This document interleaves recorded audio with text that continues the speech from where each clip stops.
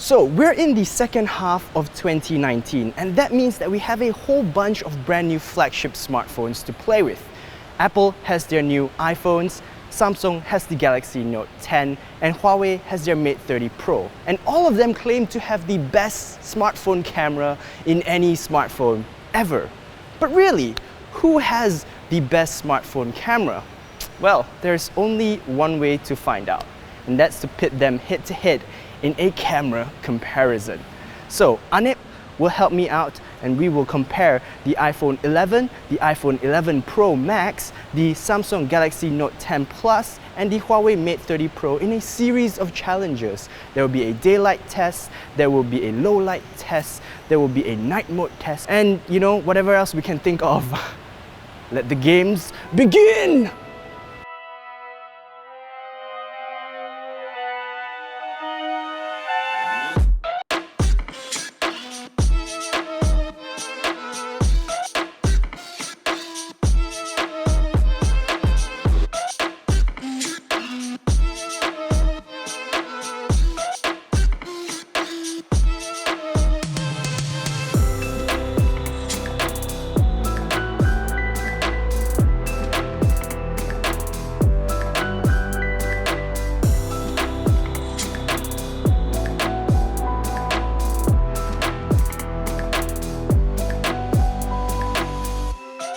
For this test, we took a total of 5 different scenes around KL, designed to put these smartphones through their paces.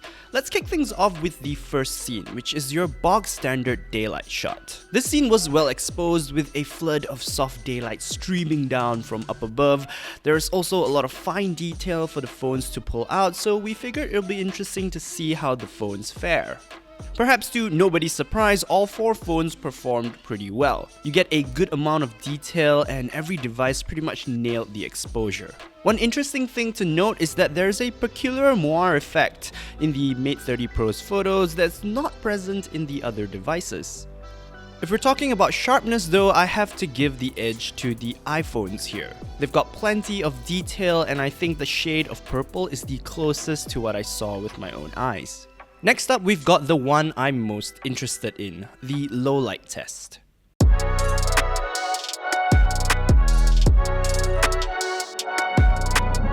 Finally, Apple's added a night mode to their iPhones, and I was super stoked to see how well they'd stack up to Huawei and Samsung's implementations.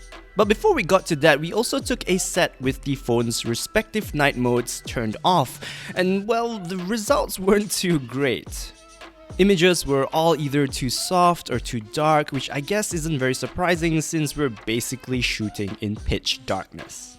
However, if we turn on night mode, the difference is quite literally night and day. I'm genuinely surprised with how good Apple's first stab at a dedicated night mode is. It looks very true to life with a very natural color palette. The Mate 30 Pro's photo is distinctly cooler than the others, while the Galaxy Note 10 Plus has a little bit of a green tint.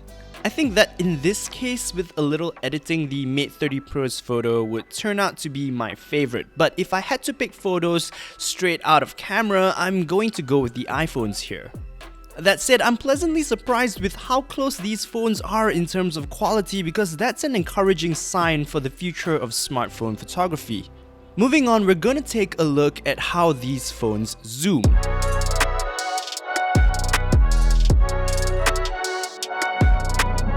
All but the iPhone 11 feature an ultra-wide, a wide, and a telephoto camera. In what I suspect is a move to keep the price low, the iPhone 11 doesn't come with a telephoto camera, which is a shame. Regardless, we'll start with the ultra-wide camera.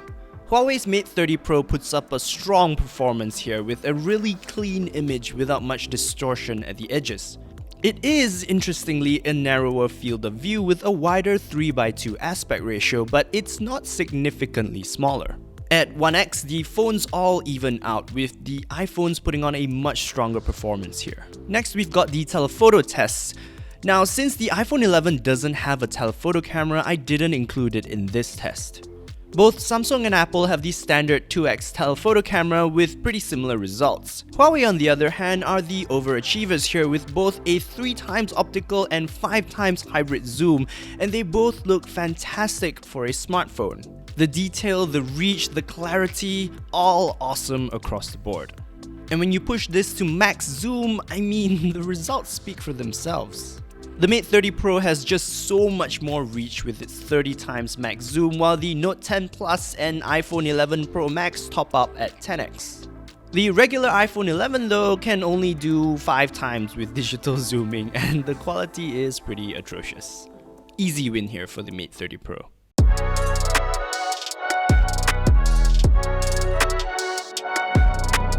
We also included a portrait mode test here with both the wide and telephoto settings. Since the iPhone 11 doesn't have a telephoto camera, I had to move my subject to match the framing. Starting at the telephoto portrait, almost immediately I prefer the more flattering angle offered by the longer focal lengths of the phones with telephoto cameras. The background is more compressed and Hanif's face looks normal. On the iPhone 11, his head looks way out of proportion this close to the camera. But if he steps back and we all shoot with the wide setting, the iPhone 11 quickly catches up to the competition. If we're talking about quality of edge detection, all four devices struggle with Hanif's cowlick and the little gaps between his arms and fingers. Huawei also has a third 3x telephoto portrait mode with an even more compressed background for greater subject separation. However, much like the other portrait photos that the Mate 30 Pro takes, the colors and clarity here are completely off. My winner for this test is the iPhone 11 Pro Max. Now let's move to moving images.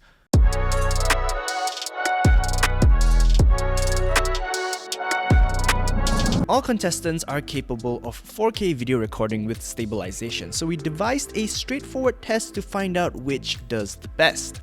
We picked the bumpiest corridor closest to us and walked down it in a brisk but reasonable pace while holding the smartphones in our hands. Reviewing the footage, I'm not actually surprised that the iPhones perform the best. Yes, they're not super steady because you can still see some handshake, but it looks natural without any noticeable jittering. Both the Note 10 Plus and Mate 30 Pro, while arguably steadier, suffers from a lot of jittering, which honestly I can't accept in video recording. Plus, I think the iPhones have the best image quality even in such questionable lighting. The iPhones definitely win here. Finally, we've arrived at the bonus round, the selfie test.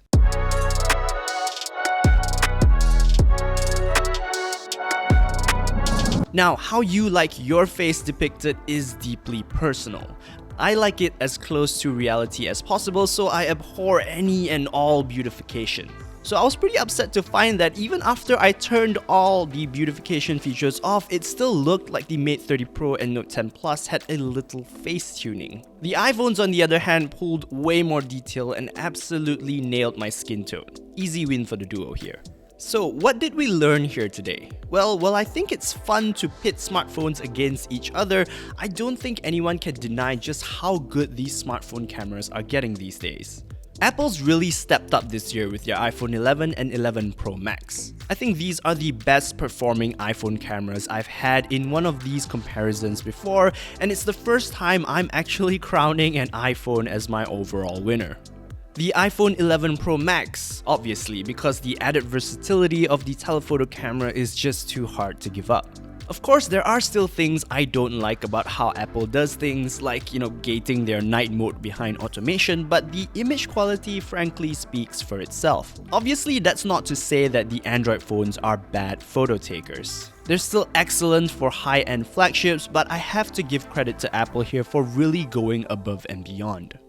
Their rivals on the other side of the pond will really need to step up their game if they want to remain on top next year. But that's what I think. What do you think? Which phone do you think took the best photo? Let me know in the comments below. And while you're down there, let me know what other smartphones you'd like to see us test. Do you want to see us test like the Pixel? But that is it for this video. Thank you so much for watching. If you liked it, be sure to give it a thumbs up. Don't forget to subscribe to our YouTube channel.